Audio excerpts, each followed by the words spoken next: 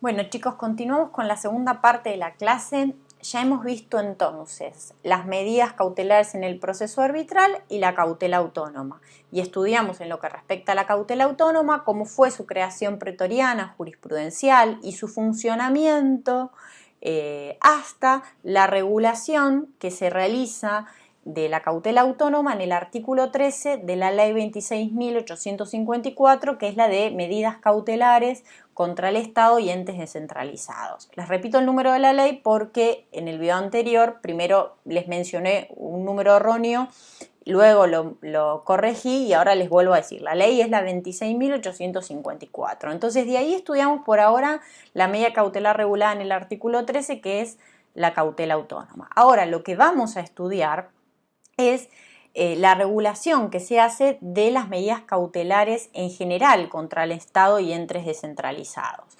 Hasta la creación de esta ley, cuando uno peticionaba una medida cautelar contra el Estado o un ente descentralizado, se regía por la teoría general que establece el Código Procesal Civil y Comercial. Ahora, existe esta ley específica donde vamos a advertir que hay muchos artículos que resultan cuestionables y además nos permiten realmente hacernos preguntas de si realmente con este sistema creado en esta ley se está tratando de un verdadero sistema cautelar. No olvidemos que el sistema cautelar lo que busca, lo que pretende es mantener la igualdad de las partes ante la jurisdicción. ¿Para qué? Para evitar que el desarrollo del proceso, que implica un transcurso del tiempo, haga que la sentencia llegue tarde y que entonces, a través de estos sistemas cautelares, se pueda brindar una tutela judicial efectiva, por eficaz y por inmediata, es decir, porque se haya dado a tiempo para tutelar, para proteger determinadas situaciones de urgencia que requieren de este tipo de tutelas y que no pueden esperar al dictado de la sentencia, más allá de que, vuelvo a repetir, se caracterizan por su provisoriedad. Si pensamos esta finalidad de los sistemas cautelares y lo que vamos a analizar ahora de esta ley, podría llevarnos a concluir de que hay muchos aspectos de esta ley 26.854 que podrían ser tildados de inconstitucionales y anticonvencionales, ¿no? Por ir en contra de esta tutela judicial efectiva que está consagrada en los tratados internacionales de derechos humanos con jerarquía constitucional. Entonces vamos a empezar a hacer un análisis. ¿Se acuerdan cuando vimos en el artículo 196 del Código Procesal y dijimos que aún las medidas cautelares dictadas por un juez incompetente eran válidas y continuaban continuaba su traba y su eficacia independientemente de que después el proceso debía continuar su trámite ante un juez competente? Bueno, aquí el artículo 2 de esta ley establece exactamente lo contrario. Dice que las medidas cautelares dictadas contra el Estado nacional o sus entes descentralizados, si lo son por un juez que resulta incompetente, no tienen eficacia y que solo van a tener eficacia en determinados supuestos que decidió el legislador, que no le dejó a la jurisdicción la posibilidad de que ejerciera esa decisión en función de los hechos del caso concreto, sino que el legislador dice que solo van a ser eficaces las dictadas por un tribunal incompetente cuando se trate de cuestiones de sectores socialmente vulnerados vinculadas a la salud, cuestiones de derechos de naturaleza alimentaria o ambiental, nada más, si no son incompetentes. Esas medidas dictadas, son incompetentes, son ineficaces, ¿sí? Porque están dictadas por un juez incompetente. Después, una cuestión que ustedes cuando estudien la clase que viene, tutela anticipada, van a advertir la trascendencia de este artículo. El artículo 3 habla del objeto de la pretensión cautelar y dice en el inciso 4 que las medidas cautelares no pueden coincidir con el objeto de la demanda principal. Es decir, que lo que peticiono cautelarmente no puede coincidir con lo que peticioné en la demanda. No puede haber una superposición de la pretensión cautelar con la sustancial, aquella que fue invocada en la demanda. A partir de este inciso de este artículo, lo cierto es que cuando tenemos al Estado o entes descentralizados del otro lado, como contraparte, no podría cobrar nunca vida a la tutela anticipada, que es lo que vamos a ver la clase que viene, es decir, ese ámbito excepcional de los sistemas cautelares que se caracteriza justamente por esto, porque lo que se peticiona cautelarmente se superpone total o parcialmente con lo que se peticiona en la demanda. Entonces, advertimos cómo no podría cobrar vida esta tutela en el caso de que sean medidas peticionadas contra el Estado o entes descentralizados. Cuestión muy discutible y contraria a muchos principios consagrados en la Constitución y en los tratados internacionales de derechos humanos con jerarquía constitucional. Ya vuelvo a repetirles, cuando estudiemos tutela anticipada van a advertir la gravedad de este inciso, porque muchas veces no hay otra forma de dar respuesta a una situación urgente si no es a través de la tutela anticipada. Y la realidad es que no hay ningún perjuicio irreparable por la sencilla razón de que lo que se otorga cautelarmente es provisorio y puede ser modificado luego, ¿no? Por otro lado, si ustedes leen el artículo 16 de esta misma ley, que lo que regula es al revés las medidas cautelares que peticiona el Estado, el inciso tercero de ese artículo permite de alguna manera inferir que cuando peticiona al Estado sí puede en realidad requerir una medida cautelar vinculada a la pretensión del objeto, a la pretensión o al objeto de la demanda, del proceso, ¿no? Entonces vemos ahí una gran distinción entre si la petición la hace el Estado de la medida cautelar o no. Sigamos ahora con otros artículos. El artículo 4, ustedes se acuerdan que estudiamos que las medidas cautelares tramitan inaudita parte. La importancia que era para que pueda ser efectiva y fundamentalmente por el tiempo, ¿sí? Por la posibilidad de dar una tutela urgente y luego diferir lo que tiene que ver con la defensa del afectado de la medida y el conocimiento para la etapa siguiente. Bueno, aquí ya no hay más trámite inaudita parte, ¿sí? Ante el pedido de una medida cautelar contra el Estado o ente descentralizado, la jurisdicción tiene que dar intervención a ese demandado. ¿Para qué? Para que en un plazo de 5 días presente un informe sobre el interés público que podría estar comprometido en caso de hacerse lugar a esa medida cautelar. Y luego la jurisdicción resuelve. Entonces vamos a ver que si bien si ustedes leen el artículo 4, si bien los plazos se han acortado, en definitiva lo que se está haciendo es ordinarizando un procedimiento cautelar cuando en realidad rompe con la esencia de los sistemas cautelares, que lo que necesitan es dar una respuesta urgente y que como lo que allí se decide es provisorio, no es necesario un conocimiento previo, ¿sí? Entonces vemos que a partir de este artículo 4 hay una bilateralización y ordinarización de lo que serían las medidas cautelares contra el Estado, que sea parte de lo que venimos estudiando nosotros en el Código Procesal.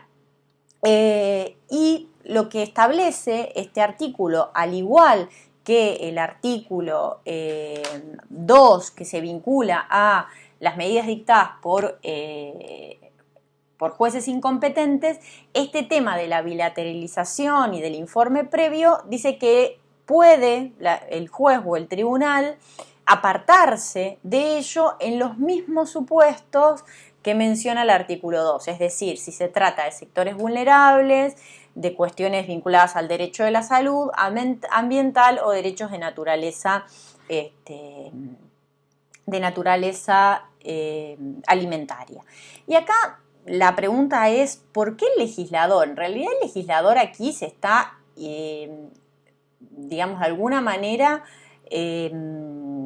sustituyendo la voluntad de la jurisdicción, porque en realidad, y violando de alguna manera el principio de la división de poderes, porque no es el legislador al momento de crear el sistema el que tiene que crear estos supuestos en los cuales el juez se podría apartar de este trámite de bilateralización o de informe previo, sino que deberíamos dejarle a la jurisdicción que en esa función jurisdiccional y que es propia del Poder Judicial y a la hora de analizar los hechos del caso concreto, decida en función de cada caso cuándo en realidad resulta oportuno y resulta efectivo de alguna manera apartarse de este informe previo y de este trámite que se le da en el artículo 4 al procedimiento cautelar, ¿no? Sigamos con algunas cuestiones más. Después, en el artículo 14 y 15 habla de medida positiva y medida de no innovar. Esto quiero que lo vinculen con lo que vamos a ver la clase que viene y con lo que algo ya les mencioné de la prohibición de innovar y sus dos facetas. ¿Se acuerdan? Artículo 230 del Código Procesal, la innovativa y la de no innovar. Bueno, el artículo 14 cuando habla de medida positiva sería medida innovativa. Y luego el artículo 15 habla de medida de no innovar. ¿Y qué hace acá? Que estos artículos, ¿qué requieren la petición de una medida innovativa o no innovar? Lo mismo que cuando vimos en el video anterior para la cautela autónoma, lo que se requiere es que se acrediten sumariamente determinadas cuestiones. Y lo mismo que ya les dije en el video anterior, todo lo que tiene que ver con acreditar, es decir, comprobar, excede en definitiva la esencia del sistema cautelar, porque justamente lo que se necesita a través de ese sistema cautelar, dar una tutela inmediata, ¿sí? Que no puede ser dilatada por la necesidad de acreditar ni de producción de pruebas, porque eso es necesario, la producción de la prueba y el mayor conocimiento del juez para el momento de dictar sentencia, es decir, no podemos perder de vista que si lo que se decide es provisorio, no podemos cada vez exigirle a los litigantes digamos, que reúnan cada vez más requisitos y más recaudos a la hora de peticionar y de acceder a este tipo de tutelas, ¿sí? Porque en realidad estamos hablando de sistemas que están de alguna manera, ¿se acuerdan? Principios y sistemas. Este tipo de sistemas lo que está haciendo es, de alguna manera, no está reflejando, no haciendo que cobren vida los principios que vienen puestos por la Constitución y los tratados internacionales. Entonces acá ya nos apartamos más del acceso a la prohibición de innovar del artículo 230, que simplemente requiere verosimilitud en el derecho, peligro en la demora y contracautela. Aquí, bueno, para acceder a este tipo de medidas contra el Estado, lean artículo 14 y 15, vemos que son más los requisitos y que exigen esto de acreditar sumariamente determinadas cuestiones, distorsionando lo que son los sistemas cautelares, ¿no? Y después, otro tema muy importante está vinculado a el plazo. ¿Se acuerdan cuando vimos el artículo 202? Dijimos que las medidas cautelares dictadas y trabadas iban a subsistir en tanto y en cuanto se mantengan aquellas situaciones de hecho o de derecho que dieron origen al dictado de la medida, ¿sí? Si esa situación se mantiene a lo largo de todo el proceso, se mantendrá la traba de esa medida cautelar, y si las situaciones que dieron origen a su dictado se modifican, entonces podrá ser modificada, reducida o dejada sin efecto esa medida cautelar. Bueno, aquí hay, digamos, una cuestión distinta, regulada por esta ley, porque establece que las medidas cautelares que se dictan contra el Estado o entes descentralizados tienen que hacerlo por un plazo determinado. Y dependiendo del proceso en el que estemos, si es un proceso de conocimiento amplio, son 6 meses. Y ese es el máximo por el cual puede estar trabada la medida cautelar. Y si es un amparo o un proceso sumarísimo, 3 meses. Estableciendo a su vez que en el caso de que resulte procesalmente indispensable, es el término, se puede prorrogar por 6 meses más. Y yo me pregunto, si en realidad la situación de urgencia que generó el dictado de esa medida va más allá de esos 6 meses, si se necesita que se continúe esa tutela a lo largo del proceso hasta el dictado de la sentencia, bueno, este sistema creado no lo permite. Si es al Estado al que tengo como contrario en ese proceso o un ente descentralizado, no puede mantenerse la medida cautelar mientras se mantengan las situaciones de hecho o de derecho que dieron origen a su dictado, lo cual realmente carece de cierta lógica, ¿no? Esta regulación. Y otra vez más, el legislador viola el principio de división de poderes y pretende sustituir a la jurisdicción, limitándola a que analice las situaciones del caso concreto, porque dice justamente que podrían quedar exceptuados de este plazo las situaciones donde haya sectores socialmente vulnerados, derechos vinculados a la salud, alimentarios o ambientales, ¿sí? Bueno, hasta aquí un poco lo que tiene que ver con las medidas cautelares contra el Estado y, bueno, y esta ley 26.854. Antes de entrar con el último tema de la clase, les quiero recomendar, en lo que respecta a la cautela autónoma, ustedes tienen el tema desarrollado en el libro de sistemas cautelares atípicos, pero también lo tienen que complementar y estudiar con un trabajo que está en la página del doctor Rojas, www.jorgearrojas.com.ar, ¿se acuerdan? Que es la democratización de la justicia y la potestad cautelar. En ese trabajo ustedes van a tener tanto lo que estudiamos vinculado a la cautela autónoma y a esta regulación que se hace en el artículo 13 y a su vez profundizado el análisis justamente de las medidas cautelares contra el Estado en general y el análisis de los distintos artículos que les mencioné yo y algunos otros, con lo cual ahí les recomendamos el estudio con ese trabajo. Y ahora nos queda ver un último tema, que es el de las medidas cautelares en el Código Civil y Comercial de la Nación, para el cual también tienen un trabajo adicional del doctor Rojas, que es las medidas cautelares en el Código Civil y Comercial, que también está en la página. El primero de los trabajos es en coautoría con Romina Moreno y el segundo es un trabajo del doctor Rojas. Entonces, el Código Civil y Comercial de la Nación, que fue sancionado y entró en vigencia en el año 2015, el 1 de agosto de 2015, en realidad con su regulación, más allá de tratarse de un código de fondo, de derecho sustancial, en varios institutos que se regulan, también se pueden encontrar normas que son de neto corte procesal, ¿sí? No de derecho sustancial. Y entonces ustedes me preguntarán, ¿pero cómo? Cuando nosotros estudiamos en la Constitución Nacional, en los artículos 5 y 121, ¿no era que las provincias en realidad conservaban todo el poder no delegado y las provincias conservaban la posibilidad de dictar sus propios códigos procesales? Entonces, ¿cómo puede ser constitucionalmente válido que un código nacional regule cuestiones procesales que en realidad las provincias no delegaron en la nación? Y entonces esto ya fue resuelto por la Corte.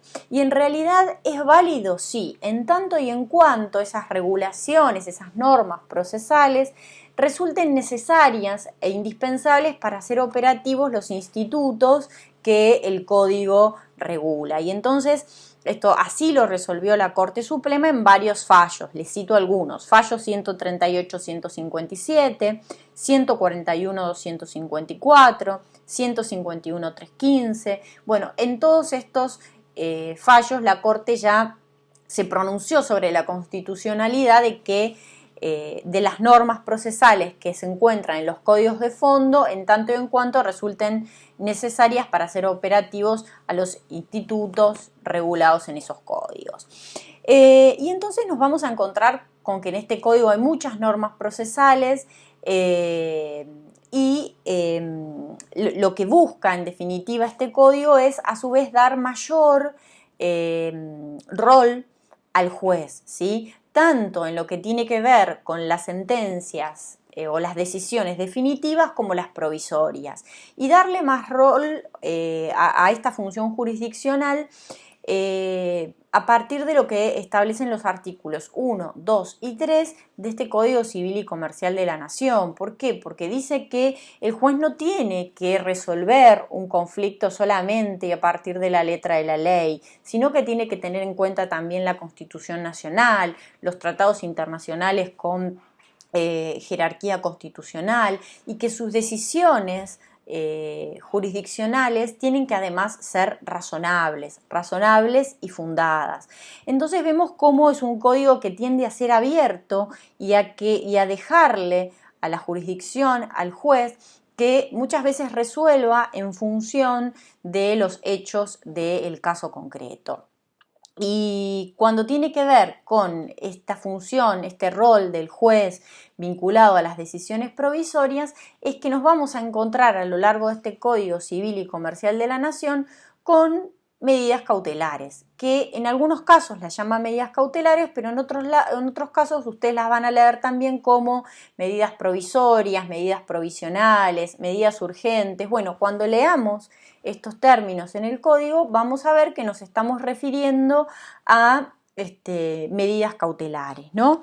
Y hay distintos tipos de medidas cautelares a lo largo del código, que nosotros podríamos clasificarlas en tres: las medidas cautelares innominadas, las medidas cautelares nominadas y las tutelas anticipatorias. Las medidas cautelares innominadas son las que no tienen especificidad en concreto, es decir, no vamos a encontrar en estas medidas cautelares innominadas a aquellas que venimos estudiando como medidas cautelares tradicionales que están en el Código Procesal Civil y Comercial de la Nación. Es decir, para que estas medidas innominadas se puedan llevar a la práctica, no voy a peticionar un embargo, un secuestro, una inhibición general de bienes, no. Son innominadas y en general, para cobrar vida, van a necesitar de medidas cautelares genéricas, y entonces se van a peticionar en el marco o en el molde de la prohibición de innovar del artículo 230 o de la medida cautelar genérica del artículo 232, ¿sí? Entonces le voy a dar ejemplos. Ustedes en este trabajo que les recomendé tienen bastantes análisis de distintas medidas, pero por lo menos quiero mencionarles dos para poder explicárselas. En el artículo 34 del Código Civil y Comercial de la Nación, que está vinculado a la restricción de la capacidad, nos vamos a encontrar a que así se llaman medidas cautelares, y dice: durante el proceso vinculado a la restricción de la capacidad, el juez puede ordenar las medidas necesarias para garantizar los derechos personales y patrimoniales de la persona. Vemos cómo, entonces, es una medida innominada, no me dice exactamente, por eso hablamos de que es un código abierto y que le da mayor rol a la jurisdicción para que adopte sus decisiones en función de los hechos del caso concreto. Y entonces dependerá lo que se peticione y se solicitará dentro de los moldes probablemente de una prohibición de innovar o de una medida cautelar genérica. Después tenemos otro ejemplo, el artículo 1713, vinculado a la acción preventiva del daño. Vamos al artículo 1713.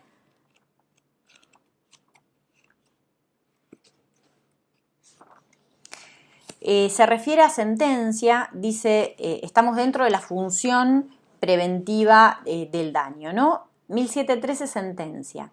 La sentencia que admite la acción preventiva debe disponer, a pedido de parte o de oficio, en forma definitiva o provisoria. Entonces, ¿esto qué nos permite? ¿Cómo lo tenemos que leer?